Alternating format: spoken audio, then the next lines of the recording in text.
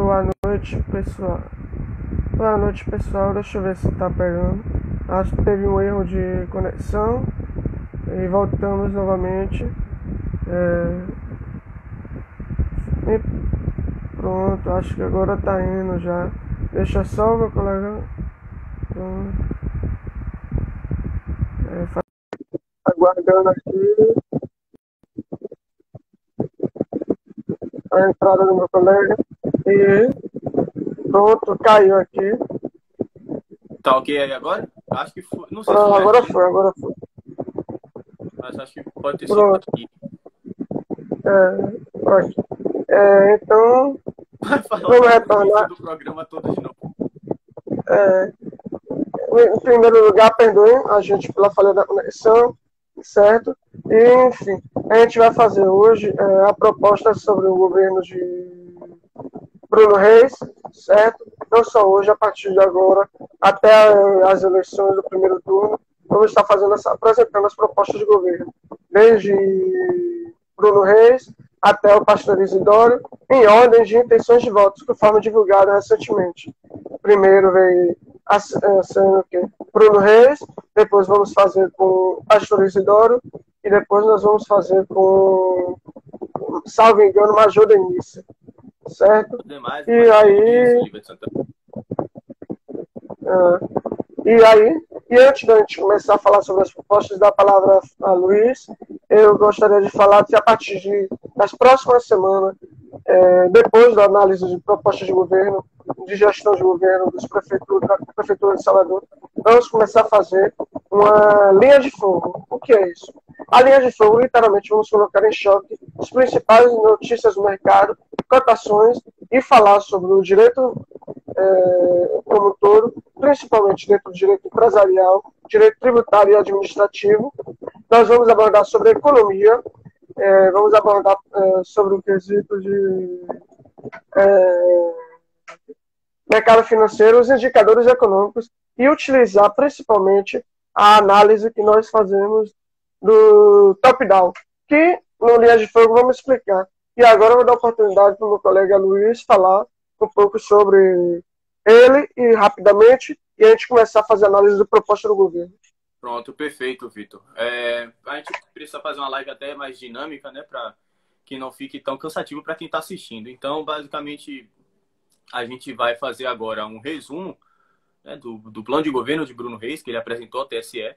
E aí, posteriormente a esse resumo, onde todo mundo vai saber quais são as propostas que ele propôs, a gente vai tecer alguns comentários sobre, né, baseado em uma perspectiva mais liberal, mais conservadora. Enfim, meu nome é Luiz Henrique Lins, é um prazer estar aqui e vamos começar. Vamos. Vamos embora, então. O plano de Bruno Reis, ele foi o plano mais extenso aí entre os candidatos à Prefeitura de Salvador. O plano dele tem 103 páginas, é um plano bem conciso, apesar de ser um pouco denso, tem bastante informação ali, mas a gente separou as principais informações e trouxe no resumo para vocês. O plano de governo dele começa com propostas sobre inclusão social, e dentro disso, ele cita o programa Vida Nova, e o programa Vida Nova tem dois aspectos interessantes dentro, que falam sobre a conversão de trabalhadores informais em microempreendedores, além da concessão de crédito a microempresas. Então, vem focando bastante nessa parte, né, de introdução à sociedade de uma população até marginalizada economicamente. Posteriormente a isso, ele fala sobre incentivo ao empreendedorismo de mulheres e jovens, além da implantação de um núcleo de ensino específico para pessoas que são portadoras de autismo, com a parceria com a Associação de Amigos, Associação do Amigo do Autista da Bahia. E, além disso, ele fala também sobre a criação do Conselho Municipal de Políticas para as Drogas.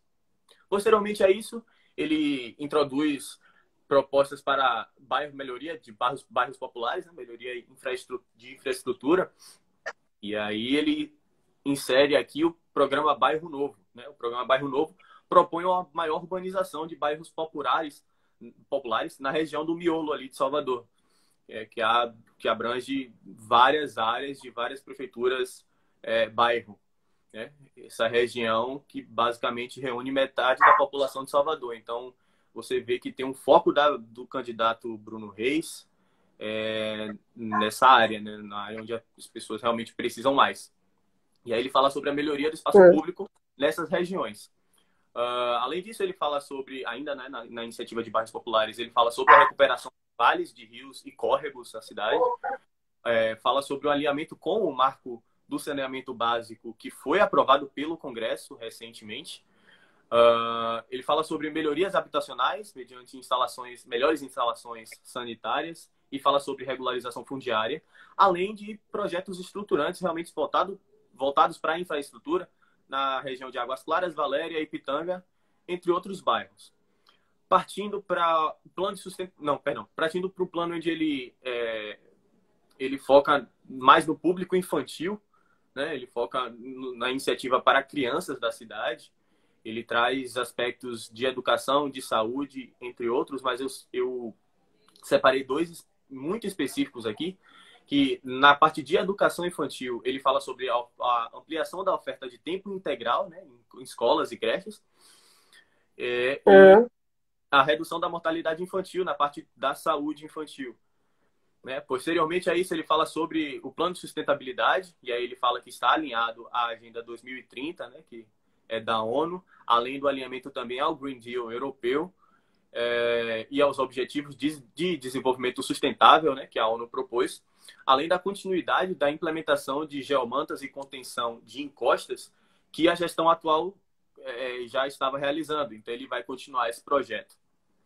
Na parte de mobilidade, Bruno Reis propôs concluir as ações para melhorar a fluidez na Avenida CM, no Iguatemi e na Avenida Magalhães Neto, além da integração entre os BRTs, né, o Iguatemi Lapa, o da Orla, a Gal Costa Pinto de Aguiar e a 29 de Março Orlando Gomes, além da requalificação de vias arteriais e coletoras, e aí é por toda a cidade, ele cita várias vias, em específico aqui ele fala sobre a Silveira Martins e ele fala sobre também a duplicação da Avenida Jorge Amado, né?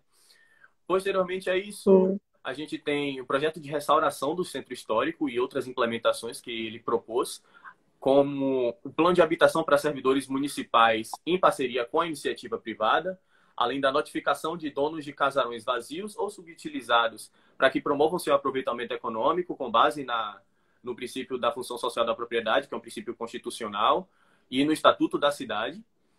Ele fala também sobre internet gratuita em praças e espaços públicos, além de facilitação de abertura de micro e pequenas empresas na região do Centro Histórico.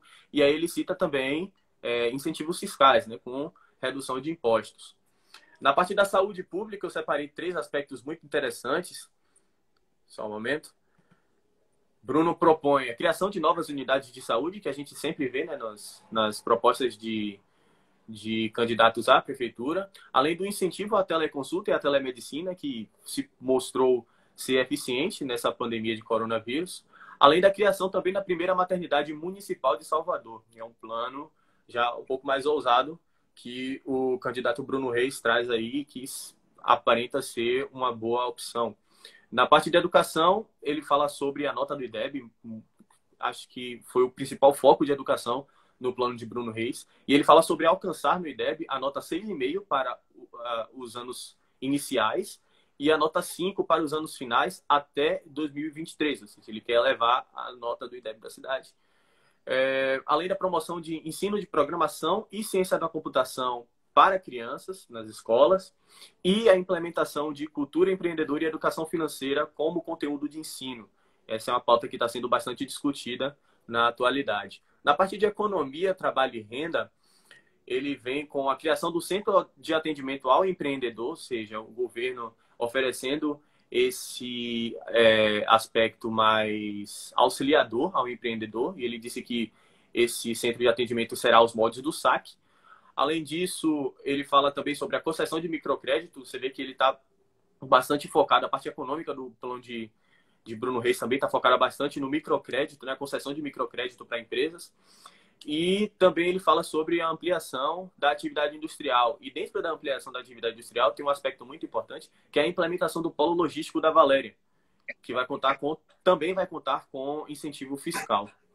para os investidores. Na parte de cultura e turismo, eu separei dois aspectos muito importantes aqui, que eu acredito que sejam importantes, que são a criação da Casa da História de Salvador e a criação do Arquivo Público Municipal, né? Ele vai construir um edifício ali próximo à Praça Cairu, que vai abrigar essas instalações. Além disso, a implementação do Parque de Esportes Olímpico, que vai ficar entre a Gal Costa e a Avenida 29 de Março, e vai ser também um investimento na área de esportes na cidade. Na parte de desenvolvimento urbano, no aspecto de desenvolvimento urbano, ele cita a continuidade do projeto Orla, que são obras públicas nas praias de Salvador, e a criação da centralidade metropolitana de Águas Claras, que vai trazer mais comércio para aquela região. E ao final do plano, ele frisa, né, ele afirma que o governo, a gestão dele, vai se manter obediente ao equilíbrio fiscal. Então a gente pode, segundo ele, confiar nele para ter uma cidade não deficitária, ter uma cidade superavitária que tem a responsabilidade com o fisco.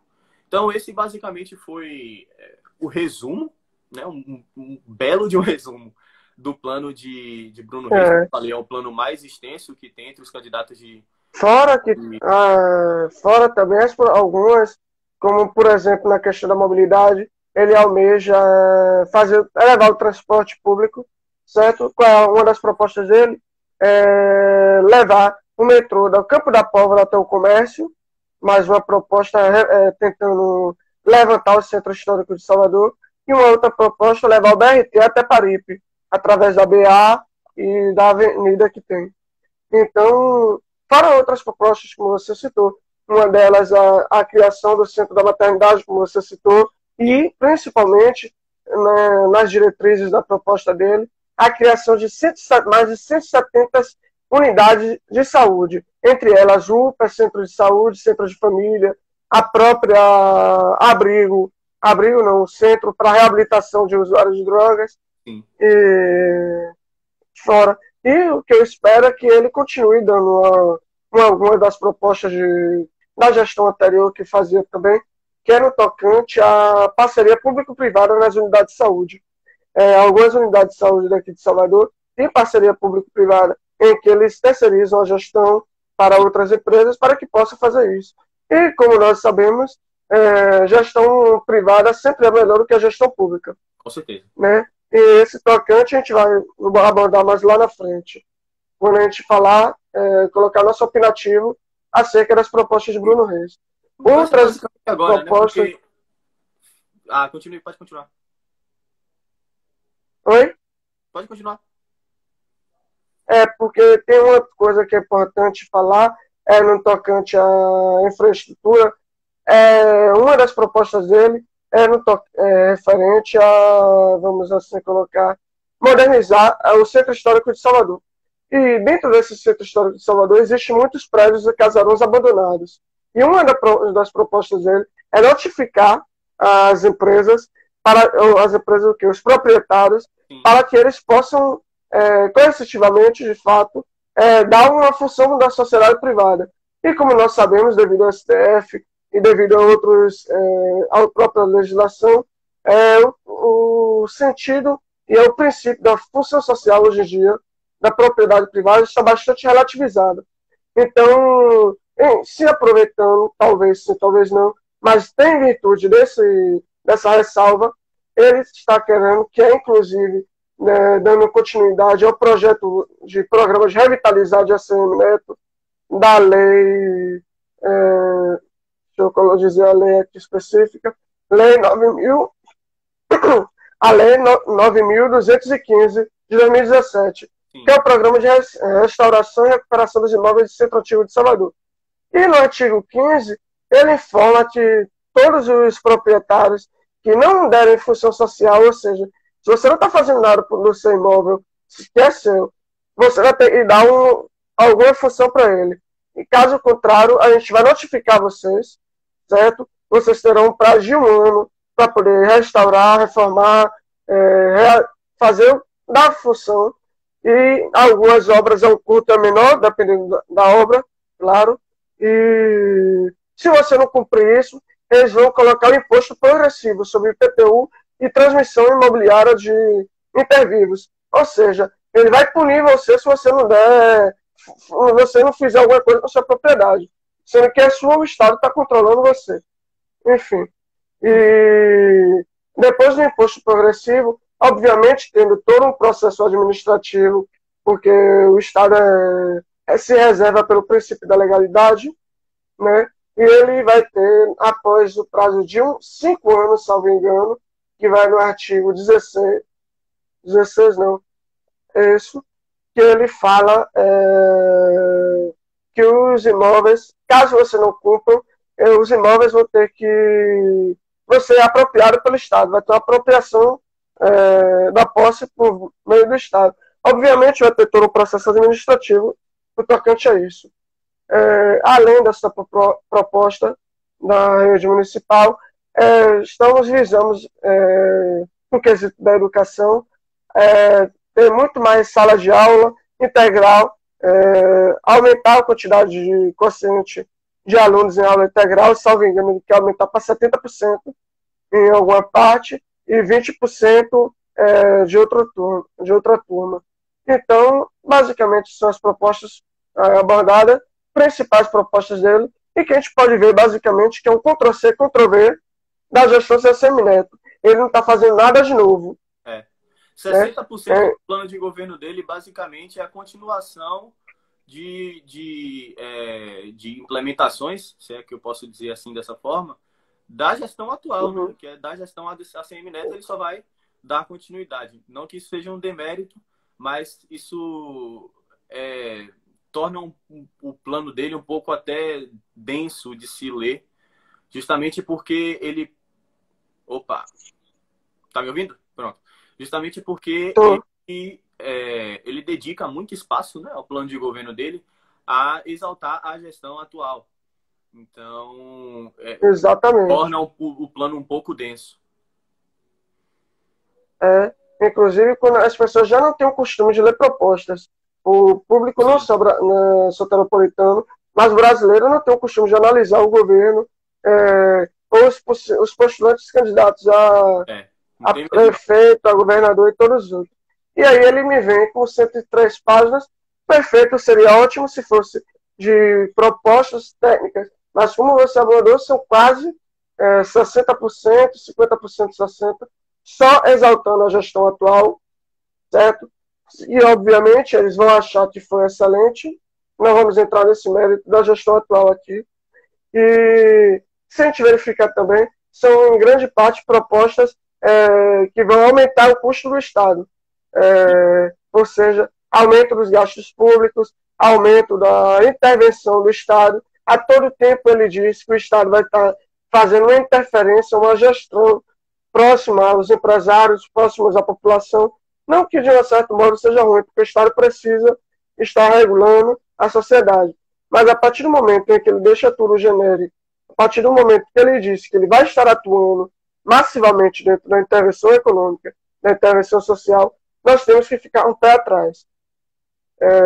Nós já tivemos gestão, não só em Salvador, mas a nível Brasil, de governos, gestões interventoras, que a população não foi bastante próspera. Isso não é só a nível Brasil, é a nível nacional. Né? Sim. E como a gente estava conversando nos bastidores rapidamente, gasto público significa 3 coisas, principalmente a nível municipal, que é aumento dos gastos públicos. Uma causa muito remota seria a possibilidade de diminuição dos custos, porque a gente não vê em momento nenhum a Bruno Reis propondo a diminuir o gasto da máquina pública. Em momento algum ele fala de vamos diminuir, vamos cortar secretaria. Pelo contrário, ele aumenta o número de secretarias, ele aumenta o número de estruturas por parte do Estado. É verdade. Tem muita criação de comitê, muita criação de secretaria, de associações.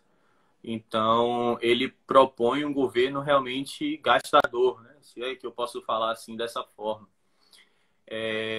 Inclusive, é uma crítica nossa, né? Um público um pouco mais liberal, que teve contato com o plano de governo de Bruno Reis, é justamente isso.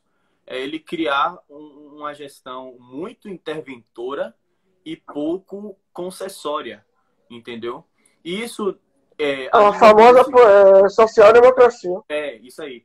E isso a nível municipal basicamente indica duas coisas. Ou a gente vai sofrer com a carga tributária maior para sustentar uma cidade maior, com um governo maior, né?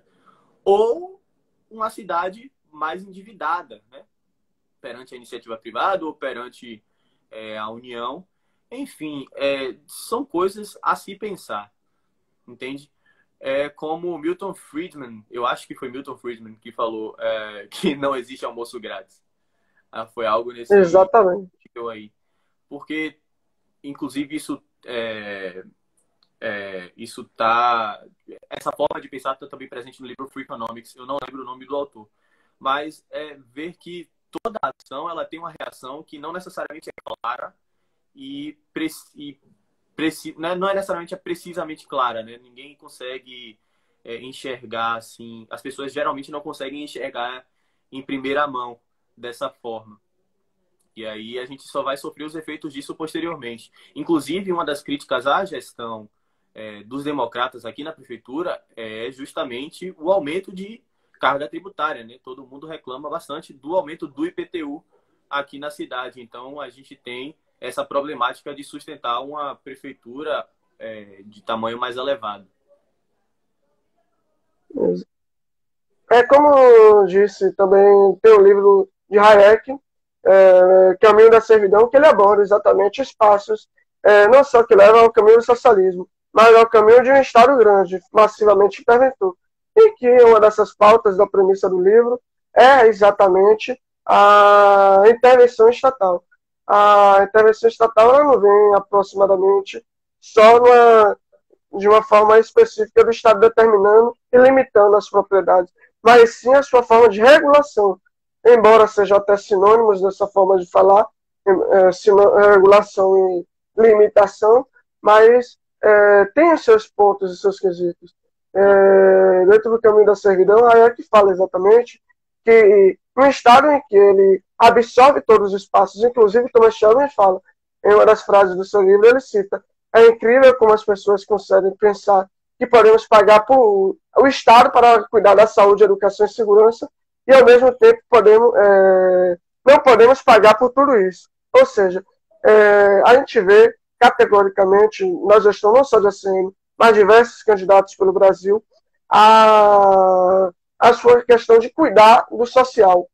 E quando, a partir do momento que você cuida do social e diminui a acessibilidade da empresa privada, da iniciativa privada, você está limitando a prosperidade da nação. A gente pode citar inúmeros países em que aderiram não vou dizer a social-democracia, mas um Estado altamente interventor, regulador, em que tiveram suas limitações e sua prosperidade limitada, certo? E uma dessas pautas é exatamente pautas, como ele coloca, de bairros populares, e uma delas, que ele aborda, inclusive, quando ele fala sobre a proposta dele, que a gente não citou, sobre promover que as empresas privadas contratem pessoas que moram no mesmo bairro. É uma das propostas dele, em que ele quer chegar aos empresários que contratem pessoas que moram no bairro. Ou seja, estou limitando totalmente a capacidade de contratação via qualidade da mão de obra e estou colocando que o Estado pede quem mora perto. Se isso não for uma das formas de tentativa de uma intervenção estatal, eu não posso mais dizer o que é que seja isso. Se não for isso, é uma lei relativamente inútil, né? Que é uma lei que vai ficar... Porque, assim, se for algo... como é que eu falo? Se for uma iniciativa que seja autoritária, é interventora. E se não for, se for algo como um conselho, pode-se dizer assim, do governo para a iniciativa privada, é algo completamente inútil. A iniciativa privada faz o que... O problema é até onde vai esse conselho. Porque nós já tivemos exemplos recentes, em que eu não vou citar nome para fazer oposição ou favorecimento, mas tivemos um momento recente em que o gestor iria dizer que não iria intervir, que não iria fazer nada, e ao mesmo tempo nós tivemos sua subsecretaria fazendo um papel não de reintervenção, mas um questionamento do porquê do aumento, enfim, o porquê daquela conduta. Imaginemos, então, levando-nos ao caso prático, imagine na gestão atual, Bruno Reis ganhou. E aí ele quer que de todos os empresários contratem pessoas do mesmo bairro, porque assim também facilita o deslocamento e a mobilidade para ele. Aí ele vai, você não vai seguir não? Então deixa eu voltar aqui a secretaria para poder questionar você, fazer o processo administrativo. A gente acha que isso não é uma forma de intervenção? Cara.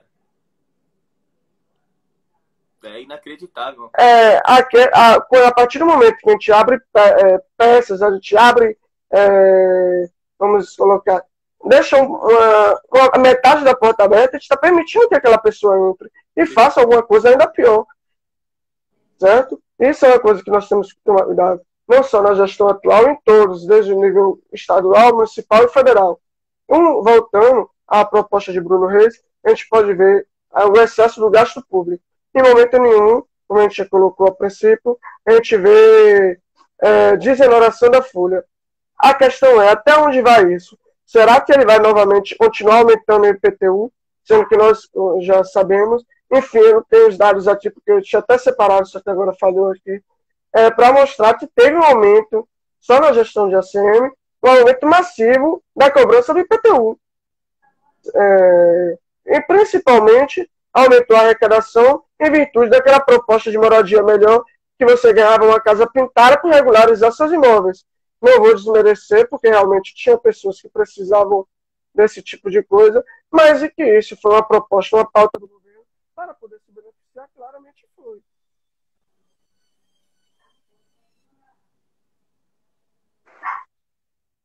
Certo? Sim. Caiu ali. A conexão tá um pouco instável. Acho que foi agora. Foi? Então. Tá me ouvindo? Tô te ouvindo. Alô, tô te ouvindo. Pronto, agora foi. E tava falando da questão da moradia melhor, daquela relação à pintura de casa, essas coisas. Sim. Então, se a gente não tiver um governo que faça uma gestão, um equilíbrio fiscal, a gente vai incorrer, inclusive, numa pedalada exatamente a nível municipal, mas um desequilíbrio nas contas fiscais do Estado, do município, em que já ocorreu anteriormente na gestão de João Henrique e que, a princípio, no governo de ACM, ajustou e agora, inclusive, a gente pode até levantar em próximas vídeos, inclusive na linha de fogo, porque, como a linha de fogo, a gente vai abordar, ensinar as pessoas, inclusive, a calcular a dívida pública do Brasil comparada ao PIB, em relações do padrão FMI, e não esse padrão brasileiro que está completamente equivocado. A gente pode mostrar em relação ao nível municipal também, e a nível estadual, como está a nossa dívida pública do municipal, como está a nossa dívida pública estadual e federal. E, a princípio, eu lhes garanto, pessoal, a dívida pública do Brasil atualmente já está chegando em quase 100%, nos padrões do FMI. Quando começar a linha de fogo, a gente vai explicar isso para vocês e vou mostrar. Só para dar aquele gostinho de quero mais aqui. Lembrando a galera que chegou agora, que eu vi que chegou um pessoal por agora, o Linha de Fogo é um projeto que a gente vai iniciar após as análises de todos os candidatos à Prefeitura de Salvador, que vai ser algo mais voltado para o mercado financeiro, economia, direito, política. A gente vai comentar as principais notícias da semana e as principais cotações do mercado financeiro mundial da semana. E aí, voltando ao plano de Bruno Reis, né, a nossa análise, Vitor, eu queria que você me falasse um pouco sobre uma coisa que eu achei até um pouco estranha no plano de Bruno Reis. Ele fez um plano muito conciso, muito bem separado, muito bem organizado, certo? Com propostas, ele falou muito objetivamente sobre propostas para a saúde, propostas para a educação, propostas para sustentabilidade, para infraestrutura, inclusão social, bairros. Porém, ele não separou uma parte específica, e aí eu não estou falando que ele não propôs nada em relação a isso, mas ele não separou uma parte específica para a segurança pública. Ele não falou muito sobre segurança pública, né? Ele propôs, ao longo do plano, alguns aspectos que conversam com a segurança, mas ele não separou uma parte específica do plano dele para falar sobre segurança pública e ele não citou a Guarda Municipal de Salvador. Queria que você comentasse um pouco sobre isso. O que é que você acha? Eu acho, sinceramente, no fundo, eu não me espanto, porque o Estado faz isso. Ele trata certas propostas com descaso, certo? Mas é lamentável e lastimável que se chegue a esse ponto. Até porque, segundo a Transviolência, que está até inclusive aberta aqui, o Salvador, salvo engano, pelo que consta, é a quinta capital brasileira mais violenta do país.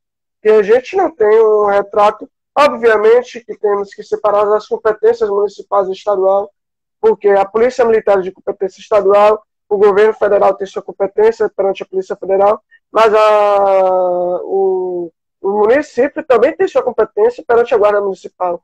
E dentro de sua competência, cabe a ele preservar pelos bens públicos, pelo patrimônio, preservar pela integridade dos seus cidadãos e preservar também pelo patrimônio público, né, certo? E é lastimável. Inclusive, quando ele cita ou tenta abordar, você nota que é quase uma piada. A proposta dele é muito mais referente à lâmpada LED e melhoria de infraestrutura do que uma proposta de segurança de fato. Ele coloca que vai aumentar a quantidade de LED nos bairros, que é mudar a luminária, inclusive se orgulha disso, que a gestão atual botou não sei quantas LEDs aqui em Salvador. Isso e luz não significa necessariamente aumento de segurança pública, certo?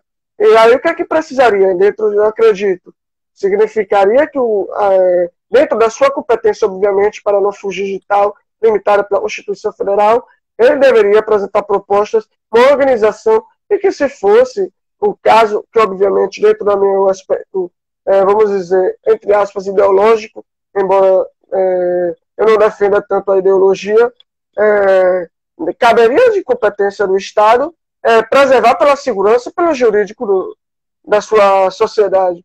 E a gente não vê nenhuma proposta dele. Não vê, aliás, uma proposta, pode até ser uma questão de reabilitação, embora envolvendo a segurança pública, está muito mais ligada à questão de saúde pública, que é o Centro de Reabilitação de Usuários de Drogas. Mas a gente não vê a questão da inclusão social. Ele falou também sobre a criação de mais políticas para a violência doméstica e tal.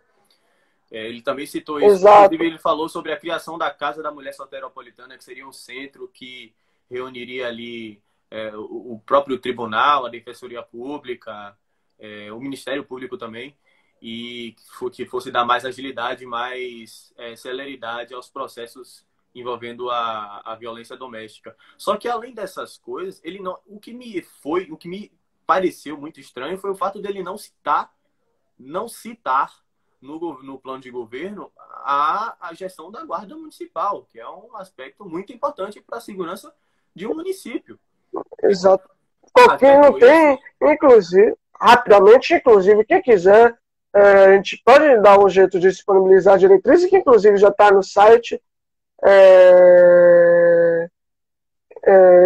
Como é que eu vou dizer? Colocar no site. Você pode colocar o Ctrl F, depois de escrever segurança pública. Você não vai encontrar nada referente a isso. Nada. Sim, ele foi bem omisso, né, em questão de segurança. Acho que... Enfim, eu não sei o que foi que aconteceu. É um plano que realmente se omite de falar sobre segurança pública objetivamente. Então, tem algo muito talvez seja só o governo fazendo o que ele sabe fazer bem, tratar as coisas com descaso. Para variar. A Poliana comentou aqui um comentário super interessante. Nos bairros periféricos, sim, iluminação é de suma importância. Porém, concordo quanto aos pontos de saúde e segurança que mencionou. Claramente. Quando eu citei a questão da iluminação, eu não estou desprezando e dizendo que não tem que ter luz. Obviamente, se tem uma melhora, até porque em lugares escuros favorece a pessoa, vamos colocar o marginal, certo? Marginal fique escondido, facilite a evasão quando a polícia for buscar, inclusive esconda objetos sem que ele tenha furtado, roubado, ou até mesmo entorpecentes, mas o foco não é somente esse. Não é somente você botar luz em tudo que é canto que vai significar, até porque existem pontos em que o próprio pessoal quebra a luz. Então não significa que você colocar o poste lá, você está fazendo uma segurança pública. Sim. Significa que você colocou na questão da infraestrutura, você deu uma margem de segurança, entre aspas, mas não é isso segurança de fato. Segurança é quando você coloca uma polícia ostensiva que cabe à área militar, mas também cabe ao Guarda Municipal, principalmente, porque a competência da Guarda Municipal é preservar os bens da sociedade, é preservar também a integridade dos seus cidadãos. Então, o que caberia a ele? Criar, talvez, fazer se aliar aos superiores dentro da Guarda Municipal, fazer um plano de alinhamento de como disponibilizar a divisão, dar um procedimento ao concurso público da Guarda Municipal, que só acontece o quê? A cada 1 a 5 anos. O último que teve foi ano passado, mas a última vez que teve, exceto essa, que inclusive estava incompleta, foi há quase mais de 5 anos atrás. Inclusive, então, teve uma polêmica com a gestão atual, que ele promoveu o concurso da Guarda Municipal e parece que não chamou a quantidade, o efetivo que ele tinha prometido, né? E tem um pessoal cobrando bastante ele nos perfis aqui do Instagram sobre essa questão. Talvez por isso ele não tenha falado sobre a Guarda Municipal, para não inflamar mais a população sobre essa polêmica. Eu verifiquei, inclusive, isso também, que realmente é lastimável como o princípio da legalidade, como o princípio da administração pública não estão sendo respeitados. Quando o Estado se propõe a fazer um edital e ele mesmo retorna atrás e não dá cumprimento aos seus afazeres. É lastimável isso. Eu espero profundamente que antes do final dessa gestão dele, ele dê procedimento a isso, coloque a Guarda Municipal devidamente na rua, porque se ele fez essa proposta, esse edital, é porque ele tem custos para arcar com vamos dizer, mas esse aquisitivo. Então, que ele cumpra embora algumas coisas eles não tenham cumprido, mas que algumas coisas ele cumpriu e que continue. Sim. Certo? Mudando drasticamente, uma colega colocou aqui a respeito das propostas tecnológicas. Sim, faltou a gente abordar a Prefeitura Municipal de Salvador, a Prefeitura atual não, a proposta de Bruno Reis, meu colega, inclusive, diz ele, dar uma ênfase em startups, principalmente no quesito da área da saúde, atuando com telemedicina e teleatendimento, né? Teleconsulta. Teleconsulta. Oi? Tá me ouvindo? Teleconsulta. Tô. Exato. Fazendo para poder até ampliar a questão da acessibilidade das pessoas e até ampliar a quantitativa de pessoas que têm acesso à saúde pública. Uma boa proposta, vamos ver se vai dar procedimento, porque é uma proposta demasiadamente grande, assim como disponibilizar a internet para todos, que é inclusive uma proposta de campanha de uma presidente há anos atrás, que foi disponibilizar a internet para todo mundo. Eu não sei se é tratar a gente com esse carne e fazer piada, ou se realmente é uma proposta séria. Esse plano de internet em praça pública, eu acho um tiro no pé, sabe? É uma coisa que a gente já estava falando aqui sobre a proposta de Bruno Reis ser muito gastadora e pouco concessiva, se é que eu posso dizer dessa forma. Bastante populista, inclusive. E aí ele apresenta um plano onde ele enfoca, pode-se dizer assim, internet gratuita. Gente, tem necessidade disso? Vitor, se você quiser comentar um pouco sobre esse aspecto do plano. Eu sinceramente acho que não tem necessidade. Convenhamos que, de fato, existe uma população carente de acessibilidade à internet. É inegável, não estou sendo aqui altamente elitista, de modo algum, mas assim, ser prudente, certo? Ao invés do Estado ele tentar disponibilizar a internet, fazendo ele próprio a administração, por que não lhe facilitar e dar concessões à empresa que façam esse serviço? Porque dentro da carga tributária brasileira hoje, o custo mais oneroso dentro de uma empresa é os encargos municipais e estaduais.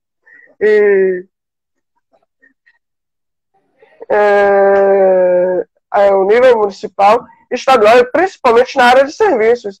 Então, quando a gente paga, inclusive eu estava aqui com uma cobrança de internet aqui, mas eu vi que ele não está custando o ISS no caso, e os outros impostos. Mas a gente nota que é muito grande. Então, ao invés do Estado vai ter que cobrar mais impostos sobre isso, fazendo ele uma administração e que vai ter uma maior concentração, por que não descentralizar esse serviço? Eu vou favorecer e assim gera uma maior acessibilidade. Porque é uma falácia você achar que se você diminuir os impostos, as empresas vão aumentar os seus custos, porque não vão. A tendência mundial e econômica é deflacionária e não inflacionária, como as pessoas pensam. A tecnologia e todos os fatos tendem a ficar mais barato. Infelizmente, principalmente no Brasil, a gente vê uma inflação dentro de todos os serviços, principalmente na área tecnológica. Aumento de preço. E quando é na área tecnológica... Oi? Aumento de preço, as coisas ficam cada vez mais caras. Exatamente. Obviamente, o aumento de preço, dando aula básica de economia, fazendo altamente peculiar, é que eu me perdi a linha aqui. Me perdi. Rapaz. O comentário de Beto Fernando aqui é: internet gratuita é simplesmente o complemento dos contratos da prefeitura com a Oi. Isso já ocorre no centro histórico, e se isso for acontecer, espere por contratos com valores maiores. Irônico colocar a Oi, que a Oi tem recuperação judicial. E se a gente for olhar os balanços contábeis da Oi, eu olho como investidor, eu já fiz análise de balanços contábeis da Oi, com cenários favoráveis. Inclusive, principalmente no rombo trabalhista e de dívida que a empresa tem. Então, a piada... Eu não falo nem sobre a questão da empresa, Vitor, porque podia contratar a AT&T americana. Não interessa. O problema é que isso, querendo ou não, vai ocasionar em ou uma maior dívida da cidade ou em maiores impostos. Entendeu? Se você onera de um lado, se você gasta de um lado, você tem que poupar do outro para que isso seja convergente, né? Porque senão Exato. Você só pressiona cada vez mais, como já existe a crítica à gestão do Democratas aqui em Salvador, que é do aumento da carga tributária, aumento de impostos. O povo paga impostos cada vez mais caros, entendeu? E no plano de governo de Bruno Reis, como a gente já citou aqui, a gente volta a citar porque é uma das principais críticas que a gente tem a isso, é justamente o fato de não haver concessão da prefeitura. Eles não falam aí, a gente vai deixar de gastar em determinada área, a gente vai privatizar isso aqui, a gente vai fazer um resumo, pode-se dizer assim, de tais secretarias. Não há um ajustamento de equilíbrio fiscal. Exato. Isso, como eu estava dizendo, não tem um ajuste de equilíbrio fiscal para que a gente possa entender de onde ele vai tirar, do que ele vai fazer. Obviamente, nós, como cidadãos, temos o dever e a exigência de cobrar isso do nosso. Embora as pessoas não entrem no site da transparência. É isso, é uma coisa a se questionar, né? Não necessariamente o povo precisa Inclusive, do que nobre, você vai propor, é do que você vai fazer com suas propostas, né? De como você vai manter suas propostas. Exatamente. Inclusive, meu nobre Beto, né, que colocou, Beto Fernando, ou Fernando Beto, enfim. Esse tipo de parceria, a gente tem que tomar bastante cuidado, porque pode virar um monopólio estatal. Por que eu digo isso? O ideal é você ter uma concorrência. Quanto maiores empresas oferecem um serviço, mais barato e maior a qualidade, certo? Porque certas empresas colocam aquilo porque ela já tem a predominância no setor, porque ela tem um market share, como chama, muito grande, elas dominam aquele setor. Então, quando ela não tem concorrência, ela se acomoda, porque ela sabe que é a única. Eu vou citar um breve exemplo. Aqui no local que eu moro, só existia uma prestadora de serviço de internet móvel, e ela falha, todos os condôminos reclamavam. A gente fizeram a cotação, chamaram mais 3 empresas, a qualidade do serviço melhorou e teve descontos. Então, a concorrência tem se mostrado que quanto mais empresas oferecendo serviço, mais barato ele tende a ficar. Agora, obviamente que não adianta eu facilitar desta forma e meter altamente a carga tributária. Eu não vou só colocar a carga tributária, mas a burocracia para se ter um galpão, para se alugar, para se fazer uma reforma, para se ter um alvará sanitário, ou até mesmo uma inscrição municipal. Então, tem a ver não só a isenção de encargo, mas também uma desburocratização do serviço. Atualmente, hoje em dia, a nível Brasil, nós temos quase, salvo engano, 120 dias para abrir uma empresa. Inclusive, uma das propostas atuais do governo federal é diminuir esse prazo. E que o governo municipal também tem que fazer isso. Não adianta só fazer um contrato de concessão, porque aí eu vou estar beneficiando. Por exemplo, o marco do saneamento básico. Não adiantou nada você fazer o marco daquele e você dizer que pode ter 30 anos de concessão. Ou, um contrato durando 30 anos, você não está fazendo uma privatização ou descentralização. Você está enrolando o povo. Porque 30 anos a nível de idade média da população brasileira, que é 70 anos, é quase metade da idade de vida de uma população brasileira. Com certeza. É uma coisa que às vezes só vai sofrer efeito daqui a uma ou, quiçá, 2 gerações, né?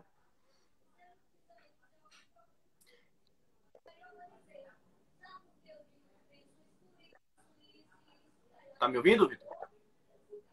Tô. Pronto.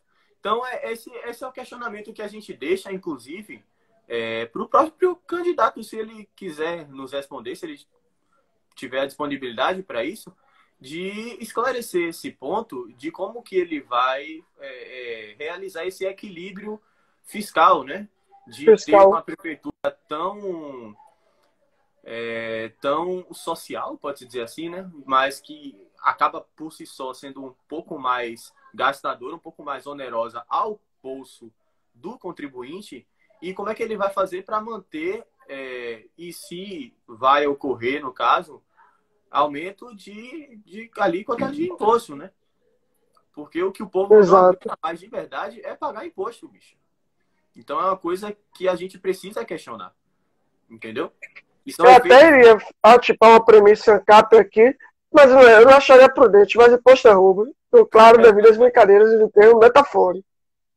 Mas é complicado. Ninguém gosta de pagar imposto. É uma pessoa que gosta de pagar imposto. Se o imposto pelo menos fosse bem aproveitado, né? Você tem países hoje que tem uma alíquota tributária muito alta, mas que você tem um serviço público, comparado pelo menos à iniciativa privada, que consegue competir, né? Às vezes. Então você tem essas diferenças. Aqui no Brasil não existe isso. Entendeu? A gente paga imposto na raça, no ódio, como algumas pessoas falam. Beto Fernando comentou. Certo. Mas a questão de 30 anos, a questão de 30 anos de concessão é tempo para empresas públicas serem criadas. A exemplo da Embasa, que na primeira tentativa de marco sanitário criaram a Embasa e ela continua até hoje. Exato. Então, eu faço um questionamento. Você acha prudente? Eu espero que seja só uma colocação e não uma defesa. Mas você acha certo esperar 30 anos para abrir uma empresa pública que será administrada sobre que tem que passar por uma lei legislativa, tudo isso, tem toda uma premissa para se abrir uma empresa pública, não é só a abertura CNPJ como outra, tem que ter uma lei, uma reforma, tem que ter todo o passo do trâmite legislativo, tanto a nível municipal quanto a nível estadual, para que se abra uma empresa pública. Então é correto esperar 30 anos para a abertura de uma empresa pública, sendo que a gente pode permitir que uma empresa privada faça esse tipo de serviço e que ele apenas preste diretamente o seu serviço, porque existe países do mundo em que o saneamento básico não é gestão do Estado, é gestão da própria presidência privada. Obviamente tem que se fazer uma parceria com o Estado, porque quando você faz o saneamento, você está mexendo com a estrutura da sociedade. Então você precisa fazer canos, viadutos, quebrar, você precisa fazer bastante obra, você precisa ter alvarás sanitários e uma regulação bastante prudente para isso, para que também não vire um mangue. Eu estou dizendo que a gente vai virar um Estado capitalista em que empresas privadas vão fazer de tudo. Mas sim, você diminuir a burocracia para se abrir uma empresa, você diluir a carga tributária e você facilitar para que as empresas prestem o serviço. Inclusive que ainda façam parcerias públicas privadas com o PPP, ou até mesmo façam parcerias sociedade sem propósito específico, SPE, que ajudaria nesse quesito de desenvolvimento. Mas a gente não vê esse tipo de coisa. Pelo contrário, inclusive na época, quando estava se fazendo as obras para a Copa do Mundo, houve muita abertura de SPE, que é a Sociedade de Propósito Específico, que é uma sociedade, rapidamente, que você abre com um propósito específico, como ela já disse, e que ela tem uma certa duração, e que ela só é para fazer uma limitada, determinada coisa, e depois cada um volta para o seu, e que é formado por empresas. Como fizeram isso? Aí as empresas se juntam para construir a fonte nova, elas constroem, ganham seus lucros, depois, quando elas receberem seu dinheiro, elas saem e a sociedade é desfeita. Isso poderia ser feito, basicamente, hoje. Sim, só lembrando aqui, Vitor, que nosso tempo de live já está acabando e teve uma observação aqui. Até, inclusive, para deixar salvo, né? Sim, tem que deixar salvo. Teve uma observação de ministro que foi importante aqui, que tem muitos setores que se pagam mais imposto do que se tem lucro. A exemplo dos Correios, né? Que é a nível nacional. Então, você tem esse problema na gestão pública e ela precisa ser um pouco mais responsável com o fisco, né? E aí fica o questionamento ao candidato se como que ele vai realizar esse controle, esse equilíbrio. Enfim, lembrando a todos vocês... Pode falar. Eu só queria fazer um parêntese que a gente, sinceramente, não deve botar para...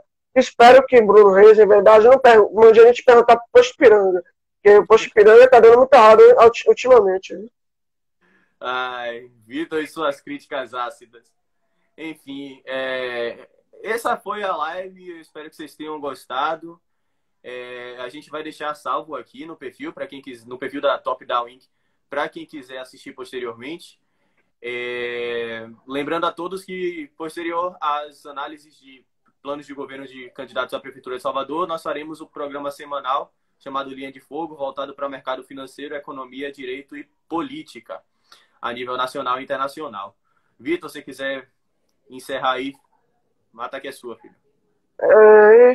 Como você já falou, eu espero que o pessoal tenha gostado da live. Podem dar sugestões, fazer perguntas. A gente abre uma caixinha depois dessa aula. A gente coloca a caixinha de perguntas para que o pessoal faça perguntas sobre a proposta. E quem sabe, elas têm uma dúvida, a gente possa facilitar para poder assistir. Vamos assistência, dar uma assistência na hora do voto. Certo? E que todo mundo participe também do Linha de Fogo. E que, vamos lá. Pronto. Valeu, meu querido. Qualquer coisa, podem dar um feedback para a gente depois, apresentar propostas, perguntas, qualquer outra coisa. A gente vai ficar muito feliz em receber perguntas de vocês. É isso aí. Então foi um prazer. Bora, né? Que já falta, eu acho que 5 minutos. Falta pouco tempo para encerrar. Enfim, a gente encerra por aqui mesmo, Vitor. Para não ficar muito extenso. Pronto. É isso aí, pessoal. Um abraço. Muito obrigado pela oportunidade a todos que assistiram. Muito obrigado, Luiz, pela presença aí. E até semana que vem com a proposta de Pastor Isidoro, que inclusive é a proposta mais curta que a gente teve. Espero que o Só 16 páginas. Enfim, valeu. Exato. Valeu, tchau, tchau. Valeu, abraço.